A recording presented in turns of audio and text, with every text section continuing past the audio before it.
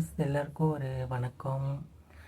இந்த வீடியோவில் நம்ம எதை பற்றி பார்க்க போகிறோம் அப்படின்னு பார்த்தீங்கன்னா, எனக்கு வந்து ஒருத்தர் இந்த மாதிரி மெசேஜ் பண்ணியிருந்தார். அதுக்கு நான் என்ன ரீப்ளை கொடுக்குறதுன்னு தெரியல. இருந்தாலும் நான் எனக்கு தெரிஞ்சதை நான் சொல்கிறேன். அந்த டிப்ஸை நீங்கள் ஃபாலோ பண்ணுங்கள். கண்டிப்பாக உங்களோட இல்லற வாழ்க்கை செழிக்கும் அப்படின்னு நான் நம்புகிறேன். ஓகேவா? அது ஒன்றும் இல்லை.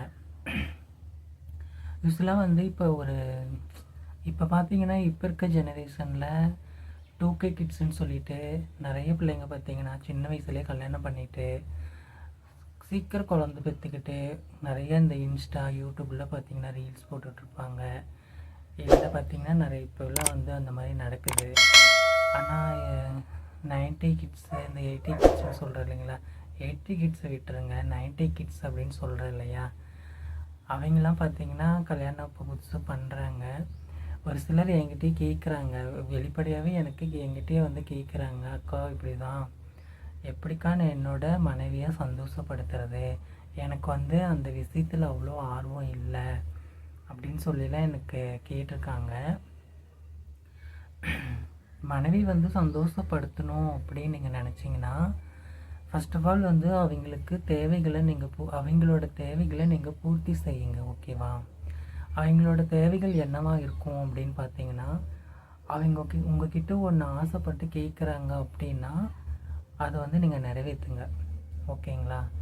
அதே மாதிரியே தான் இல்லற வாழ்க்கையிலையும் சரி, இல்லற வாழ்க்கையிலையும் நீங்கள் அதே மாதிரி தான் பண்ணணும்.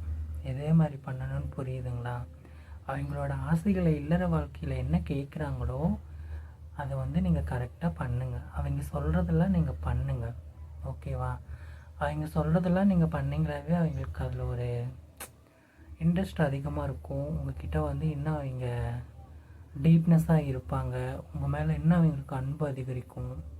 புரியுதுங்களா? ஸோ அப்படி பண்ணுங்கள். நிறைய பேர் வந்து பண்ணுற தப்பு என்னென்னா, இப்போ இருக்க காலகட்டத்தில் வந்து அக்கா எவ்வளவோ மருந்துகள் மாத்திரைகள் வந்துருச்சு, நாங்கள் அதெல்லாம் இது பண்ணிக்கிறோம் அப்படின்னு சொல்கிறீங்க. அது வந்து எப்படி சொல்கிறதுன்னா, அது தப்புன்னு தான் நான் சொல்லுவேன். அது சரியில்லைன்னு தான் நான் சொல்லுவேன். ஏன்னா அதெல்லாம் வேண்டாம். ஏன்னா அதெல்லாம் இப்போ உங்களுக்கு வந்து அந்த இன்ட்ரெஸ்ட்டுக்காக நல்லா இருக்கும். ஃப்யூச்சரில் பின்னாடி வந்து உங்களுக்கு ஏதாவது எஃபெக்ட் வந்துருச்சுன்னா அப்போ நீங்கள் ஹாஸ்பிட்டலுக்கு வீட்டுக்கும் அலையிற மாதிரி வந்துடும். ஓகேவா?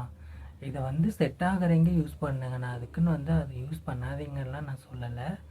ஒரு சில பேருக்கு நான் சொல்கிறேன். ஒரு சிலர்லாம் பார்த்தீங்கன்னா என்ன என்கிட்ட கேட்குறாங்கன்னா, அக்கா நான் ஸ்டார்ட் பண்ணும்போது எனக்கு இந்த மாதிரி ஆயிடுதுக்கா, 5 நிமிஷம் கூட இல்லை, 10 நிமிஷம் கூட இல்லை, என் ஒய்ஃப் வந்து என்னை பற்றி என்ன நினைப்பானே தெரியல அப்படின்னு சொல்லி ஃபீல் பண்ணி என்கிட்ட சொல்லியிருக்காங்க. நான் அதுக்கு என்ன கருத்து சொல்கிறேன் அப்படின்னு பார்த்தீங்கன்னா, ஃபஸ்ட்டு வந்து உங்களோட ஹெல்த்தை வந்து மெயின்டெனன்ஸ் பண்ணுங்கள். நல்லா சாப்பிடுங்க. ஓகேங்களா? நல்லா சாப்பிட்டு நல்லா உற்சாகமாக இருங்க. நான் வந்து நான்வெஜ்ஜை பொறுத்த வரைக்கும் சிக்கனை விட்டுருங்க. மற்ற நான்வெஜ்ஜெல்லாம் சாப்பிடுங்க. அதில் வந்து ப்ரோட்டீன்ஸ் வந்து அதிகமாக கிடைக்கும். ப்ரோட்டீன்ஸ் அதிகமாக கிடைச்சிச்சினாவே உங்களுக்கு வந்து ஸ்ட்ரென்த்னஸ் வந்து அதிகமாக இருக்கும். ஓகேங்களா? உங்கள் பாடி ஸ்ட்ரென்த் இருந்தாவே உங்களால் வந்து இல்லற வாழ்க்கையில் சந்தோஷமாக இருக்க முடியும். அதே மாதிரி பார்த்திங்கன்னா, இந்த பாதாம் பிஸ்தா இதெல்லாம் சொல்கிறாங்க இல்லைங்களா, அதெல்லாம் நீங்கள் இயற்கை முறையாக வாங்கி சாப்பிட்லாம். இல்லாதப்பட்டவங்க நான்வெஜ் வாங்கி சாப்பிட்லாம், இருக்கப்பட்டவங்க அதெல்லாம் வாங்கி சாப்பிட்லாம். புரியுதுங்களா?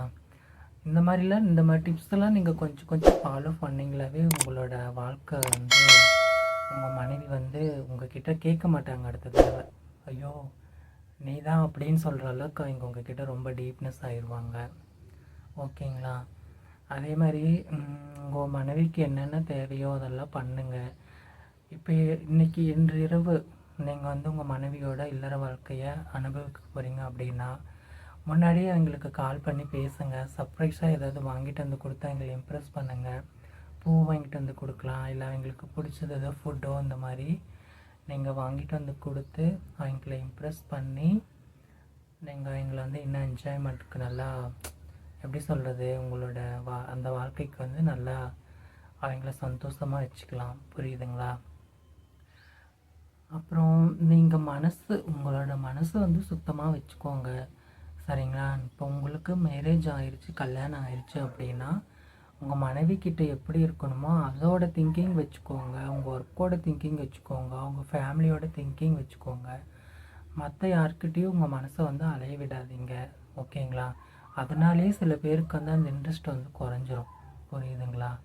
ஸோ இதையும் நீங்கள் நோட் பண்ணிக்கோங்க. அப்புறம் ஜாலியாக இருங்க, லைஃப்பில் ஹாப்பியாக இருங்க. சரிங்களா? இந்த வீடியோ பாருங்கள். இந்த வீடியோ முழுசாக பார்த்துட்டு உங்களோட கமெண்ட்ஸ் எனக்கு பதிவு பண்ணுங்கள். இதில் எதாவது நிறைகுறைகள் இருந்தாலும் எனக்கு கமெண்ட் பண்ணுங்கள். இப்போ தான் ஃபஸ்ட் டைம் என்னோடய வீடியோ பார்க்குறீங்க அப்படின்னாலும் என்னோடய வீடியோவுக்கு உங்களோட ஆதரவும் உங்கள் சப்போர்ட்டும் கொடுங்க. மறக்காமல் அந்த சப்ஸ்கிரைபை மட்டும் டச் பண்ணிக்கோங்க. ஓகேங்களா? ரொம்ப ரொம்ப நன்றி. இன்னும் உங்களோட கேள்விகளில் எதாக இருந்தாலும் எனக்கு மெசேஜ் பண்ணுங்கள். நான் உங்களுக்கு நல்ல விதமாக நான் உங்களுக்கு வந்து வீடியோவை தெரிவிக்கிறேன். ஓகேங்களா?